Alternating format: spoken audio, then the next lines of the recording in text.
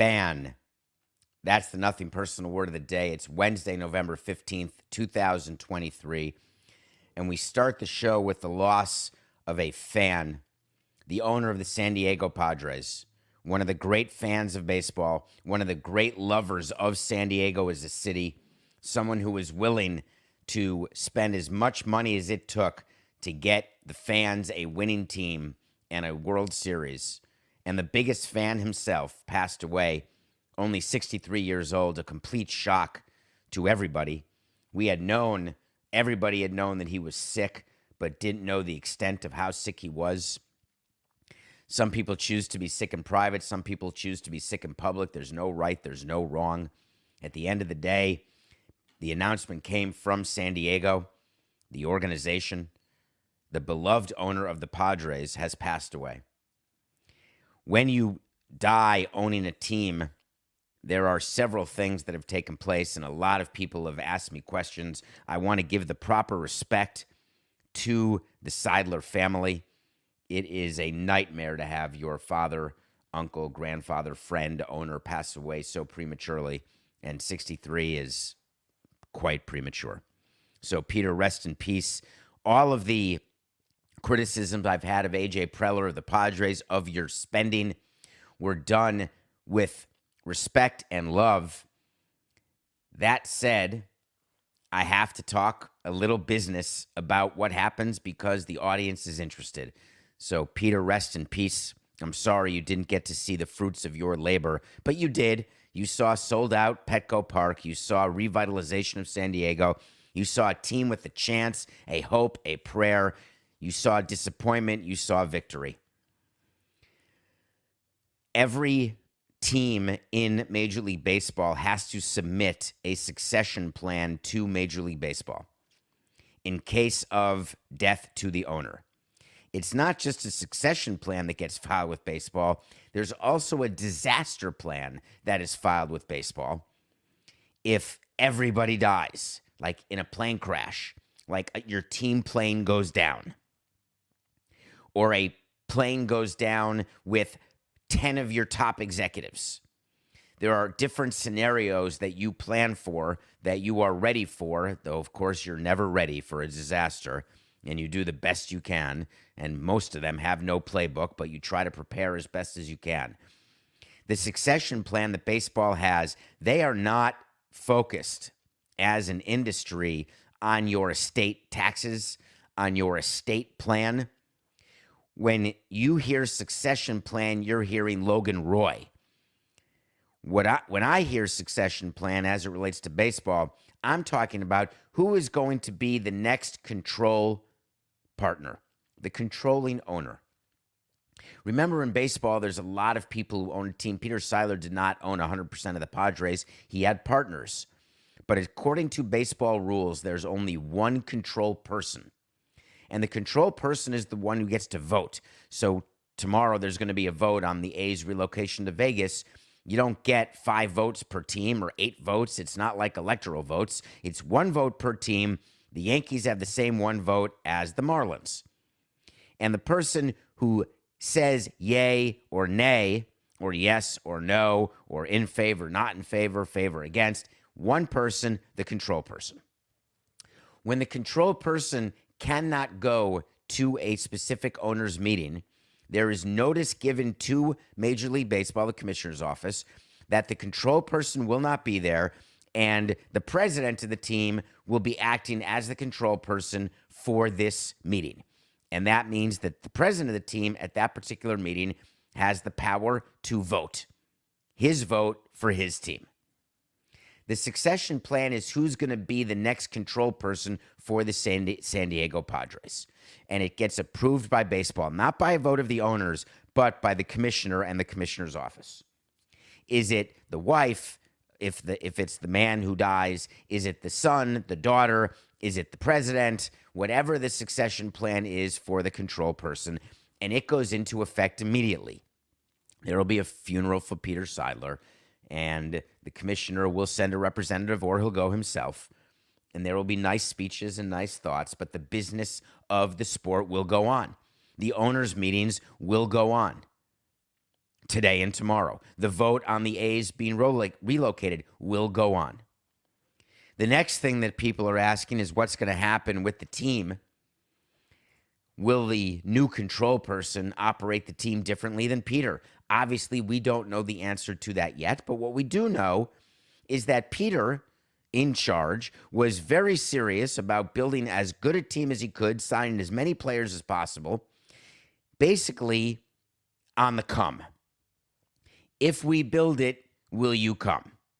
And he built a great team, and people came, but not spending the amount of money required to raise the amount of revenue required to cover the expense of his current payroll.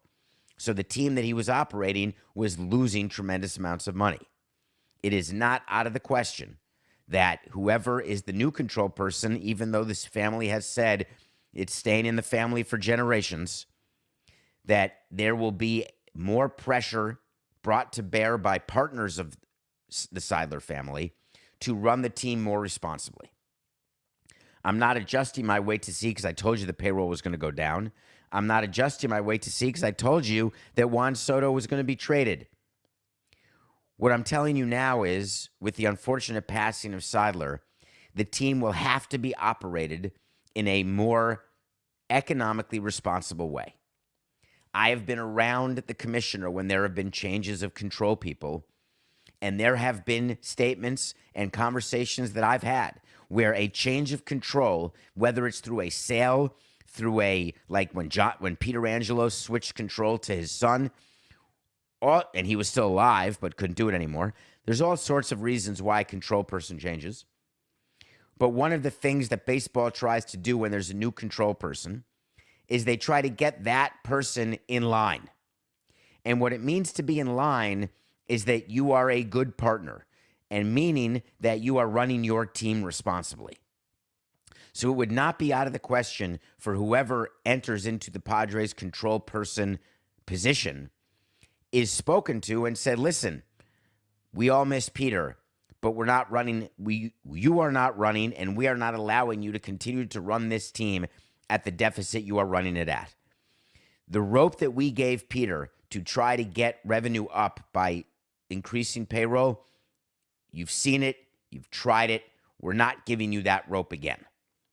And that's not going to get a lot of press because it may look like you are doing things too inappropriate, too soon to the death of an owner, but that's really what does go on in terms of conversations. Remember the expression, whenever you're feeling too important, the king is dead, long live the king.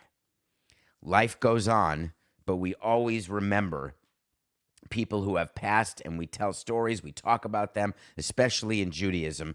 You always tell stories about those who have died in order to keep their memory alive and in order for future generations, not using Google, for future generations to understand and hear and feel stories of love and funny stories. Do you know that's what Shiva is, Coca? Side note, I know you know this. Shiva is not when someone dies. It is when someone dies who's Jewish. You get together. It's sort of like a party. You eat bagels and cream cheese and tuna fish and chicken salad and Nova, and you tell stories. You don't sit there saying, woe is me. You tell funny stories about the person. There are a lot of good stories about Peter Seidler. I shared one on Twitter. I enjoyed my time with him. Every time I was with him, whether it was at owners' meetings or when the Marlins were playing the Padres or when I was just in San Diego for board meetings, so generous with his time, so eclectic with his interests, and so passionate about his team. Peter Seidler passes away at the young age of 63. Did you notice there, Coca? I hope you took notice that I did not, during any of that segment, say one word about the general manager. I promised you I wouldn't, so I'm not. Another day we'll talk about that, but not today. What I want to get to now is the owners' meetings that are continuing. Today is Wednesday, November 15th, and today is the day when the committees meet. So the competition committee, the executive council, the relocation committee might even meet, the strategic planning committee, the rules committee, labor, all the different committees within the ownership group all meet on Wednesday. Then there's a dinner tonight that the commissioner hosts where the commissioner gives a little speech, a little congratulations to Texas, where he'll be crossing his toes and his fingers. Very rare that an owners meeting is in the place where the World Series was won, but the meeting is in Arlington. Obviously, Texas won the World Series. Then tomorrow morning, there's a breakfast. And then around 8:30, all 30 teams convene in a large, full major league meeting, it's called. That is when the vote for A's relocation will take place. It will take place in the form of a motion. There'll be a second, then there'll be a vote, and they won't do it in favor, opposed. They'll actually do a roll call. And the way the roll call happens, they don't always start with Atlanta and end with Washington. They actually rotate every single roll call vote that's taken at any owners meeting. So if last vote, whatever that vote was, the first vote may be the New York Mets, that means the next vote that's taken at the next meeting or even at that meeting starts with the New York Yankees. And the one before that started with the Minnesota Twins. It's in alphabetical order, so you're not always starting with the A and ending with the W, because there's a disadvantage to being first and there's an advantage to being last because you know what everybody before you has done. Those are all procedural things that go on during meetings. But the bottom line is the meeting is happening. And when owners get to meetings, the majority of them arrive on Tuesday. Some arrive Wednesday, depending on their committee assignments and when the committees meet, because you get an itinerary given to you in advance of when your committee is meeting. Not every owner is on a committee. The real thing you have to be there for, if you're not on a committee, is you come for the dinner the night before, spend one night in the hotel, go to the full major league meeting, and then fly out. When you get to an owners meeting, there always are media who are assigned to go to owners meetings and to go to the press conference that Rob Manfred does at the end of the Thursday meeting. However, prior to that, they stay in the lobby and they try to get owners or presidents or whoever's coming in to talk to them. And what they're aiming to do is speak to those who are newsy at the moment. So Hal Steinbrenner is newsy at the moment because of what happened with Brian Cashman and his crazy statements and the whole Stanton situation, which we're going to talk about again today. So media members are trying to find Hal Steinbrenner. Obviously, the owner who is the most newsy is John Fisher, because this is the meeting where the relocation vote is happening. We are going to talk about what it means once it passes. If it passes tomorrow, we'll cover it on Friday. John Fisher walks into the lobby. Doesn't matter when you come in at 7 a.m. or 7 p.m., there's media there. When you go to a meeting, when we went to the owners' meeting where contraction was on the table, we knew they were looking for the Expos. When we went to the meeting when there was the sale of the team to Jeter, we knew that they were looking for us. When we went to a meeting right after all of that big spending in the offseason, we knew they were looking for us. Sometimes they're looking for us, sometimes they're looking for someone else. Side note, some of the owners or presidents who are sources to members of the national media ignore those members of the national media in front of everybody, but find a way to meet them in the hotel separately in order to be a source for things that are going on in the meeting. Bud Selig, I have a side story, Coca. Bud Selig during owners' meetings. I'd like to give you my imitation of Bud Selig. I'm handing a memo out right now to all of you people, and there'd be 60 of us in the room. And I want to know which goddamn one of you is going to give this to Ron Blum. Ron Blum is a former Horace Mann graduate, Horace Mann alum, who works for AP. Ron Blum would get every single document that was given privately to owners and presidents. He had it before some of us had it. Before it could be done getting handed out, he had it. So Bud would say, right now, which one of you jackasses, and Bud had a very, very dirty mouth. He would swear. It was very weird, my first owners meeting, when you heard Bud say, what the F is wrong with you people talking about signings or talking about, I don't care what Rob thinks. Rob used to be head of labor. I don't care. He doesn't want me to say it. I'm going to say it. What the F are you people doing? But when it came to PR, he had a PR guy named Rich Levin was his PR guy, Bud Selig's PR guy. And he would always look over at Rich exasperated. Rich wasn't at the head table. Rich was always in the room. But how does this happen? Why does this happen? So it is true that leaks happen, as you know. So John Fisher walks into the owners' meetings, and you can expect to see media. Before you go to an owners' meeting, when you know that you are the newsy team, guess what? You are supposed to prepare with your PR people. Either the plan is walk, keep walking, don't say a word. Or the plan is, I'm happy to talk, but we're going to talk after the meeting. Or the plan is, let me check in, I'll come back to the lobby in 15 minutes. There's always a plan. And as part of the plan is what you say. Because the questions are not, hey, what do you think about the 24 presidential election? Well, I wasn't prepared for that question, so I'm not ready to answer that. You don't need to be a PR genius or a head of crisis PR to know that when John Fisher walks into the owners' meeting, he's going to get asked about relocating the A's to Vegas. Criminy. In addition, there are, once in a while, fans who come to the meetings. Some fans are looking for autographs. Some fans are looking for pictures, believe it or not.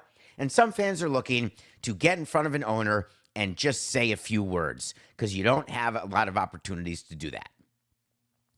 John Fisher should reasonably have expected there to be Oakland A's fans at this meeting, and he should have reasonably have expected those Oakland A's fans to want to talk to him.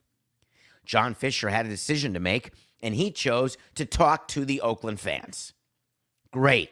I love that decision. But you better know what you're going to say. He said to those fans when they asked him, what's happening? What can we do? Let's save baseball in Oakland. Do the right thing. We can do this. He said that he's been trying to find a solution to stay in the Bay Area for 18 years, but his patience has run out. Now, I can tell you that 18 years ago was 2005. I can tell you that the previous owner was a guy named Lou Wolfe, who was Bud Selig's fraternity brother at the University of Wisconsin-Madison. Let's go Badgers. I can tell you that Lou Wolfe would like to have kept the team in Oakland, but also wanted to move the team to San Jose, and the San Francisco Giants wouldn't allow it. They looked at ballparks in Fremont. They looked everywhere. Also, they looked at the Oakland Coliseum site. I like the concept of saying to your fans, hey, I've been trying for 18 years. I have gotten nowhere. But make sure you also say, I know the mayor has told you that there's a deal in place, but take my word for it, there is no deal in place. I want that out there. John Fisher didn't say it.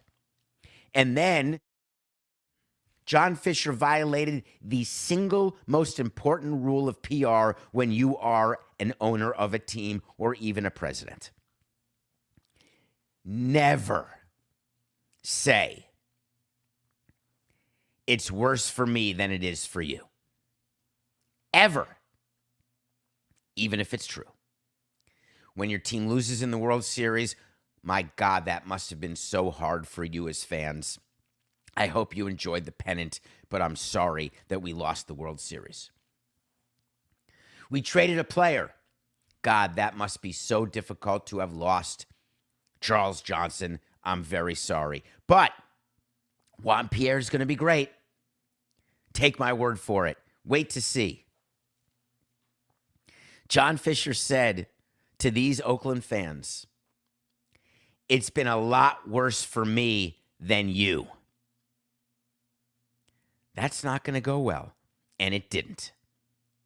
He said, anyway, I just want to let you know I appreciate you guys being here. I appreciate the passion you have shown.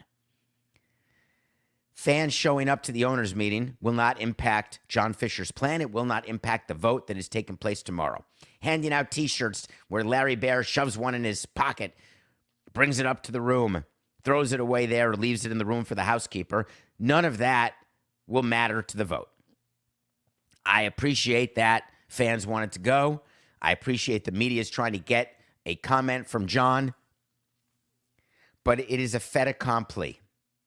The relocation vote is going to pass, but we will have a long conversation about what it actually means, because when it does pass the ownership vote, it does not mean that it's a done deal that the A's are relocating.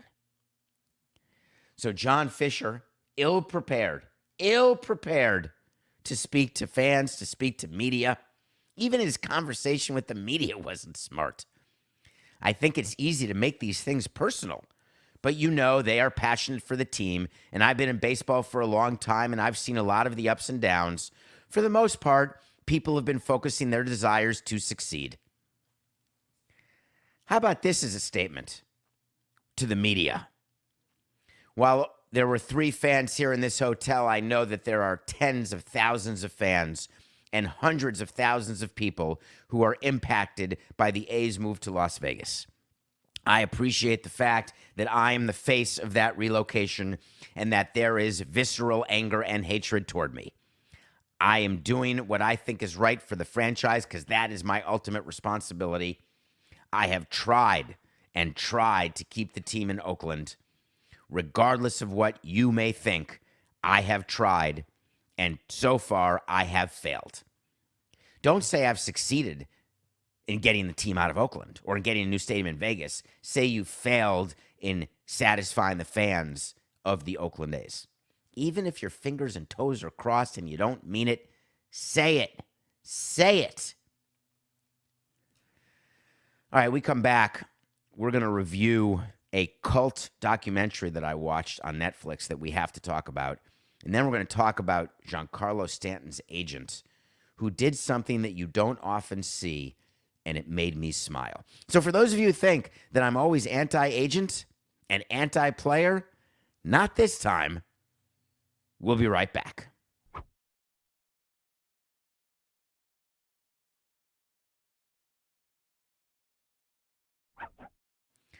Welcome back to Nothing Personal. It's David Sampson and Matthew Coca. We are live every day, 8 a.m. Eastern, on the Nothing Personal with David Sampson YouTube channel. So find it, watch it, subscribe it, please. Also, you can download our podcast. We're audio too, which is good. Thank you, Coca, for being here every day. Appreciate that. I watch a movie. Coca's watched more movies since he started with me all these years ago. And I don't know that he'd admit that he is, but certainly when you review the amount of movies that we review, and it's one every day, you can check our document on davidsampsonpodcast.com. That's an updated document of all the movies we review, all of our picks of the day, our words of the day, our wait to sees. Everything is there for total transparency, total accountability for the things that we say. That's part of what Nothing Personal is. It's a show about sports and business and culture and entertainment and politics, but it's mostly about accountability. I take the microphone seriously, and I take your time very seriously. There's a movie called Escaping Twin Flames. It's a documentary. It's a limited series in 3 parts. I had never heard of Twin Flames. Twin Flames, I didn't watch really the Scientology. Why is it that every cult leader is only interested in having sex with everyone in the cult? I really have not been able to figure that out. There are ways to have sex with people. You can go to bars. You can go on dates. You can fall in love. If you have to, you can legally go to Vegas and order it. Why is it that you require women to subjugate themselves and their bodies to you in the name of religion and God? What level of narcissism is that? I'm all for a little bit of narcissism. I just don't get it. There is a thing called Twin Flames University. Here's the irony of what it means. Twin flames, get it? I wish I had 2 lighters with me. That's for after the show. So, light 2 lighters, there's 2 flames. Twin flames, they're identical. They cross like roots, 2 trees that are planted, and their roots get entangled, and that's what marriage is supposed to be, until the damn tree gets cut down and the roots get pulled up and they're rotted. Sorry, I got distracted. Twin flames, it's your beshert, your destiny, your true life's love. True love's life. Yes. The concept of twin flames is when you enter twin flames, you are told, hey, you've got a person, and this is your person. However, the person may be a male or a female. You may be a male or a female. If it's two females, they say to one of the females, you're a male. And by the way, if you're going to be part of twin flames, not only am I saying you're a male, you're about to become a male. You with me? And by the way, you're the female, you're going to stay a female. But in the relationship, there's the male, there's the female. But here's the best part. If you're the female, I get to have sex with you because we're going to have some golden children. This one hasn't ended in a standoff yet. This one hasn't ended in prison yet. As a matter of fact, no charges have been brought against this guy. It's a guy and his wife, an absolute freak, disgusting person. If you find yourself at any point in your life where family and friends are not a priority and you have withdrawn into a group of people who are telling you they're the only people to hang out with, that they're the best people to hang out with, and by the way, everyone else sucks, that's a cult. And it's going to end with you having to have sex with the head of it. So don't do it. Escaping twin flames is a cautionary tale. It will go by in a jiff. It's 3 hours long, and I went back to back to back. Of course, there were people who had escaped who were part of the documentary. There are people who are still a part of it who are part of the documentary. And it was quite interesting. I grant you that I have given you a lot of anti-agent rhetoric as part of Nothing Personal because we are all a victim of our past. And I've had to deal with agents, many of whom are not pleasant to deal with. Scott Boras is obviously the number one, the most disingenuous, the biggest crooked, most disgraceful agent there is. But some of you have mistakenly thought that that's been my view of every agent I've ever worked with. Giancarlo Stanton's agent is a guy by the name of Joe Wolfe. Joe Wolfe is someone who, obviously, I've worked with very closely over the years. Joe Wolfe is on the Mount Rushmore of player agents. He is honest. That doesn't mean he's not a good negotiator. It doesn't mean that he doesn't represent his clients to the fullest extent. It doesn't mean that he doesn't take advantage of every inch of the collective bargaining agreement where there are benefits for a player. It doesn't mean that he and I have always agreed or seen eye to eye. You don't have to always agree with someone you work with or work against to have respect for that person. Healthy disagreement in a relationship, business or personal, is basically the soil that leads to the fertilizer that is the growth of commonality of interest and togetherness. Joe Wolfe and I have gone back and forth many times. One of the things that I have always appreciated about him is that he has a unique understanding of the media, a unique understanding of what the media can be used for, how they can be helpful, how they can be hurtful. He has a unique understanding of how best to represent his client. When Giancarlo Stanton agreed to the $325 million 13-year contract, however many years ago, Coco, what was the year? I want to say it was 2015, maybe? I don't remember what year it was. And you'd think I would remember that. I have it. Oh, I think it's down somewhere else. I don't know where it exactly is. I have a picture of it. I should show that one day. Anyway, when an agent signs a player to a contract, that agent gets the commission of that contract every year. Oh, it's done November of 14 for the 2015 season. Thank you, Coca. When Giancarlo Stanton signed the deal. Joe Wolfe, who was the agent at the time, will receive the commission every single year. Whether or not Stanton leaves Joe Wolfe, which he hasn't and never will, but Stanton is an example of a player who Scott Boras would not try to poach because what's the use? You're not going to make any money off him, so why poach him?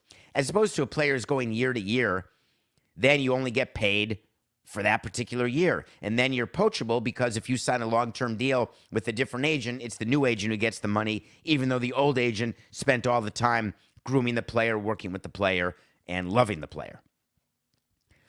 So Joe Wolfe already earned his commission for Giancarlo Stanton. Joe Wolfe doesn't need to spend any more time on Giancarlo Stanton. There are agents who, once their players are signed, they're done with them. They ignore them. Joe Wolfe is not that player. Joe Wolfe is still incredibly in touch, involved, and a huge part of Giancarlo Stanton's life. When Brian Cashman did what he did to Giancarlo Stanton, did you think for 1 minute that Joe Wolfe was going to not respond? I didn't think that Giancarlo would respond because that's not his style. It used to be when he was younger.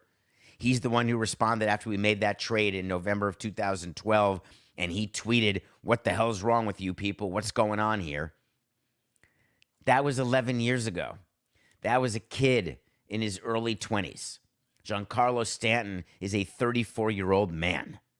He knows there is no sense in having an emotional response to Cashman's idiotic statement from the other day. That came to light the other day that was said at the GM meeting. Listen to our show yesterday. We talked about it, where he said that Stanton's going to be hurt and stay hurt and whatever. Joe Wolfe calls up Giancarlo and says, "Listen, I'm about to respond. And I'm going to respond in an email to The Athletic, and I'm going to have your back, G." That's a good agent. And listen to what Joe Wolfe emailed to The Athletic. "I read the context of the entire interview," Joe Wolfe said. "I think it's a good reminder for all free agents considering signing in New York, both foreign and domestic, that to play for that team, you've got to be made of Teflon, both mentally and physically, because you can never let your guard down, even in the off season." Mic drop. When media contacted Joe Wolfe, "Anything else you want to say? Because this is going to become a thing. We're calling Hal for a comment. We're calling Cashman for a comment. We're going to try to reach G for a comment. Anything else?" When you do an email like that, when you do a statement, you let it stand. You don't add anything. And Joe Wolfe knows exactly what he's doing. He didn't add one thing when asked. What was he actually saying? People are speculating that he is the agent for that Japanese pitcher Yamamoto, the one we've talked about, the one who could be getting $150 million, the one who may be going to the Yankees or the Mets. Rumored interest. When he drops both foreign and domestic free agents, do you think he was referring to Yamamoto? Do you think those were purposeful, his words? Do you think Joe Wolfe is smart and understands that every word is purposeful? Of course he does. As a Yankees fan, do you think that Yamamoto will not sign with the Yankees because Joe Wolfe will not let him? Nope. If the Yankees offer Yamamoto the most money, Joe Wolfe will allow Yamamoto to be a Yankee because that is his responsibility, to get his player paid. He's not going to let a beef between Cashman and Stanton or Wolfe and Cashman get in the way of a different client because he represents all of his clients to the best of his ability individually, with indifference, sometimes reckless, which is the way you have to do it, toward any politics that are going on with a team and another player. You have to be able to represent more than one player on every team if you're going to be a successful agent, and to do that, you can't take things personally and let it impact your representation of another player. So for all people worried that Yamamoto may not be a Yankee, don't worry about it. But what else was Wolfe trying to communicate? He was trying to communicate to Hal Steinbrenner and to Brian Cashman that this is horse hockey, that what you are doing and allowing your GM to go unchecked and say things about a player in this regard, not during the season when it can be done in conjunction with the player. Remember, we've talked about when you call out a player during the season, when it's motivating. This is the off season. There is absolutely no reason for a team to discuss any of its players without an agenda. What's the agenda that Cashman had with Stanton? To make him work harder, travel less, find a way not to get hurt? That's not an agenda.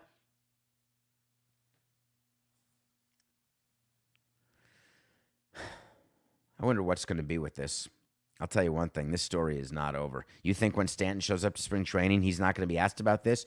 And you think that he won't be prepared by Joe Wolfe and the PR people who Joe Wolfe works with to get Stanton prepared to say what he will say? And I promise you, in February when it happens, or whenever Stanton speaks to the media next, he will say the exact perfect thing. The question is, when will Hal be ready to respond to it? Because when spoken to at the owners' meetings, he's like, I can't talk about that. No comment.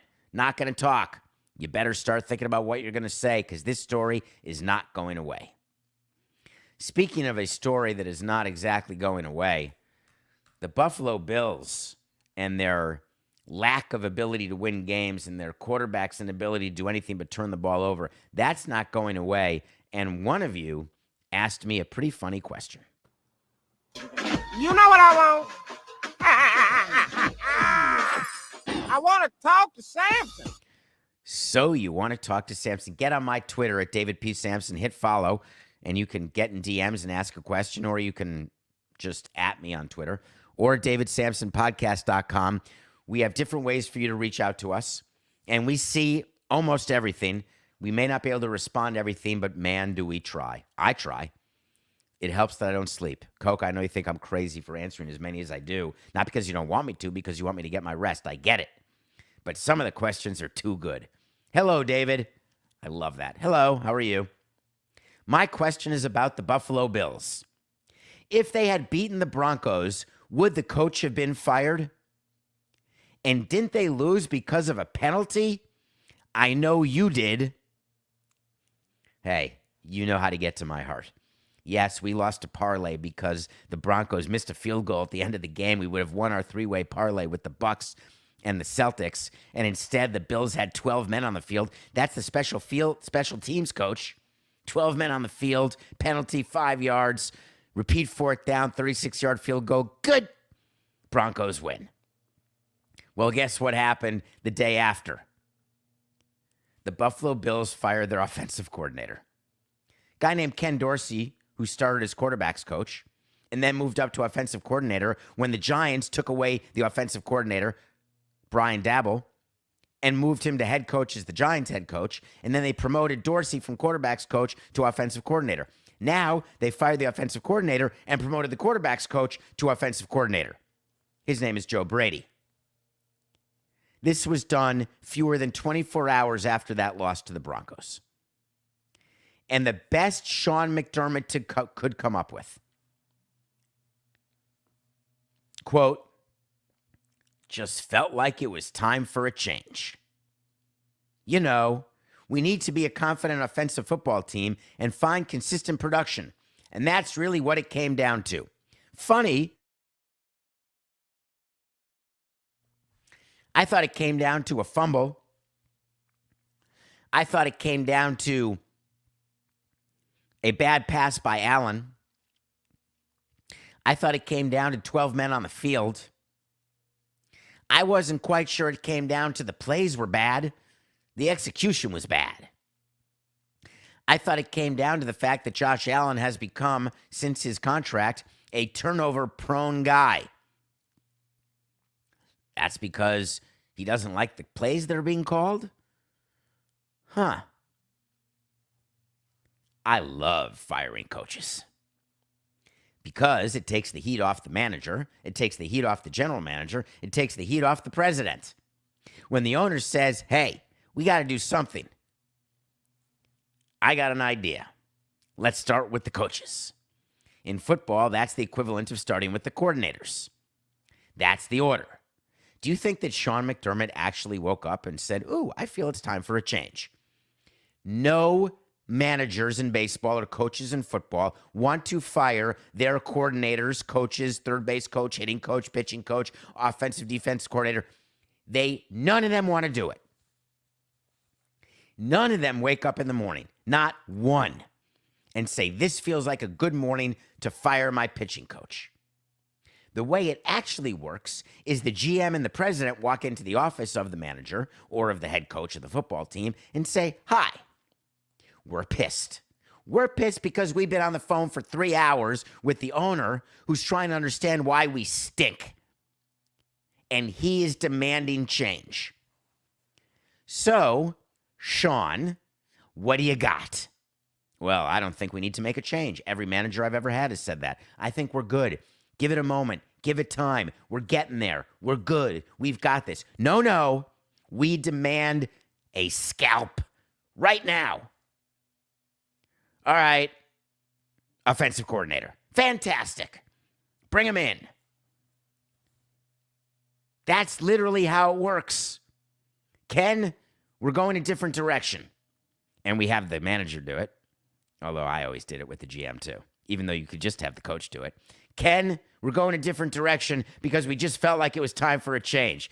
Ken looks at Sean and says, I get it. Obviously, it's not my fault, but I get it. See you later. Just pay me the rest of my contract. Here's the key card. Bye-bye. I totally understand how the Buffalo Bills fans feel. I understand how the players feel and the frustration they have. On the other hand, firing Ken Dorsey ain't gonna do squat. Because next weekend, guess what? Josh Allen is still your quarterback. If they'd beaten the Broncos, the owner would not have rushed down to the GM to rush down to the coach to say, fire somebody. You're right. That's why I liked your question. But the Broncos won, and now Mr. Ken Dorsey is finished. Well, I'm going to give you a wait to see. Wait to see is when I tell you something's going to happen. Sometimes it does, sometimes it doesn't. Sean McDermott, you're next.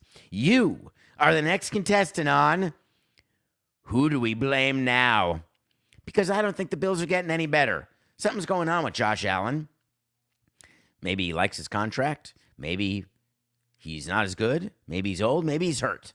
Whatever the case may be, all I know is that when this Buffalo Bills season ends and they are not playing in January, and of course that means not playing in the playoffs, Sean McDermott is done. So my wait to see is that the Bills head coach, Sean McDermott, will not coach the Buffalo Bills next season. Wait to see. Nothing personal pick of the day. We worked so hard to get back to 500. Oh, sorry. Nothing. Ready? Wipe it. All right. Ready, Coco?